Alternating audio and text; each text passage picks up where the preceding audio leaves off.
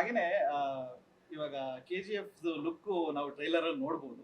ಎಲ್ಲೋ ಒಳ್ಳೆ ರಗಡ್ ಆಗಿ ಸುತ್ಕೆ ಎತ್ಕೊಳ್ಳುವಂತ ಒಂದು ಸೀನು. ಆ, ಯಶ್ ಸರ್ನ ಒಂದ್ ಸ್ವಲ್ಪ ಹೋಲಿಕೆ ಮಾಡೋದ್ರನೆ ಅಂದ್ರೆ ಆ, ಆ ಲುಕ್ ಅಲ್ಲಿ ಹೋಲಿಕೆ ಮಾಡೋ ತರ ಕಾಣಿಸ್ತಿಲ್ಲ. So ಇದ್ರ ಬಗ್ಗೆ ಹೇಳ್ಬೇಕು ಅಂದ್ರೆ ಈ ಏನ್ idea, ಅದೇನಂದ್ರೆ ಯಾರ್ thought ಆ ಬಂತು? ಯಾವುದನ್ನು ನಾವು ಸಿನಿಮಾದಲ್ಲಿ ಸುಮ್ನೆ ಯಾವುದನ್ನು ತುರ್ಕಿಲ್ಲ. Okay. ಈಗ ನೀವು ನೋಡಿದ್ರಲ್ವ, ಆಮೇಲೆ ಇನ್ನೊಂದು ಟ್ರೇಲರ್ ಬಿಟ್ಟು ಅದರಲ್ಲಿ ದರ್ಶನ್ ಸರ್ದು ನಮ್ದು ಬಾ ಬಾ ಬಾ ನಾರಡಿ ಅಂತ ಅವ್ರದ್ದು ನಮ್ದು ಬಂದೋಗುತ್ತೆ. ಇದು ಯಾವುದನ್ನು ಬೇಕು ಅಂತ ಹಾಕಿರೋದಲ್ಲ, ಕತೆ ಒಳಗಡೆನೆ ಇವೆಲ್ಲ ಸೇರ್ಕೊಂಡಿರೋದು. ಏನಕ್ಕೆ ಅಂದರೆ ನಮ್ಮ ಹೀರೋಯಿನ್ ಕ್ಯಾರೆಕ್ಟರ್ ಬಂದು ನಮ್ಮ ಹೀರೋಯಿನ್ಗೆ ಸಿನಿಮಾ ಹುಚ್ಚು, ಸಿನಿಮಾ ಸ್ಟಾರ್ಸ್ ಅಂದರೆ ಇಷ್ಟ. ಸೊ ಹಂಗಾಗಿ ಕತೆಯಲ್ಲೇ ಬ್ಲೆಂಡ್ ಆಗಿದೆ ಇವೆಲ್ಲ.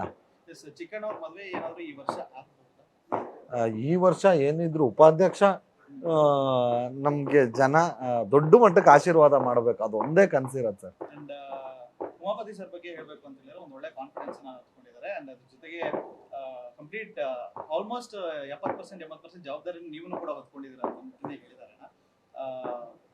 ಅವರು ಮಾಡ್ಕೊಂಡು ಬಂದಿರೋ ಮಾಸ್ ಸಿನಿಮಾಗಳು ಅಂಡ್ ಬಹಳಷ್ಟು ಇನ್ವೆಸ್ಟ್ಮೆಂಟ್ ಮಾಡಿ ಮೂವೀಸ್ ಗಳನ್ನ ಒಂದು ಪ್ಯಾಷನೇಟ್ ಆಗಿ ಮಾಡ್ತಾ ಇದ್ದಾರೆ. ಅವರು ಪೊಲಿಟಿಷಿಯನ್ ಹೌದು, ಪ್ರೊಡ್ಯೂಸರು ಹೌದು.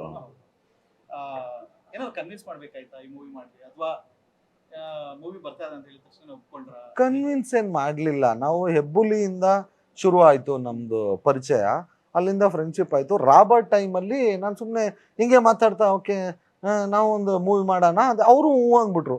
ಸುಮ್ಮನೆ ಆಗ್ಬಿಟ್ಟಿದ್ವಿ. ಅದೇನು ಮತ್ತೆ ಅದು ಸುಮ್ಮನೆ ತಮಾಷೆ ಮಾತಾಡ್ಕೊಂಡು ಹಂಗೆ ಆಗ್ಬಿಟ್ಟಿದ್ವಿ. ಇದು ಚಂದ್ರಮೋಹನ್ ಅಂತ ಕತೆ ಬಂದ್ಬಿಟ್ಟು ಡೈರೆಕ್ಟ್ರು ಚಂದ್ರಮೋಹನ್ ಅಂತಿದ್ದಾರೆ. ಈ ಬಾಂಬೆ ಮಿಠಾಯಿ, ಡಬಲ್ ಇಂಜಿನ್ ಅದೆಲ್ಲ ಮಾಡಿದಾರಲ್ಲ ಅವರು ಈ ಕತೆ ತೊಗೊಂಬೋದ್ರು. ಕತೆ ಇಂಟ್ರೆಸ್ಟಿಂಗ್ ಆಗಿತ್ತು. ಮಜಾ ಇದೆಯಲ್ಲ ಅದೇ ಅಂದ್ಬಿಟ್ಟು ನಾನು ನಿರ್ಮಾಪಕರಿಗೆ ಹೇಳಿದೆ, ಅಪ್ಪಾಜಿ ಈ ಪಿಕ್ಚರ್ ಕತೆ ಕೇಳ್ರಿ ಅಂತ. ಕೇಳಿದ ತಕ್ಷಣ ಅವರು ಎಕ್ಸೈಟ್ ಆಗ್ಬಿಟ್ರು. ಸಖತ್ ಆಯ್ತು ಅಪ್ಪಾಜಿ ಅಂತ.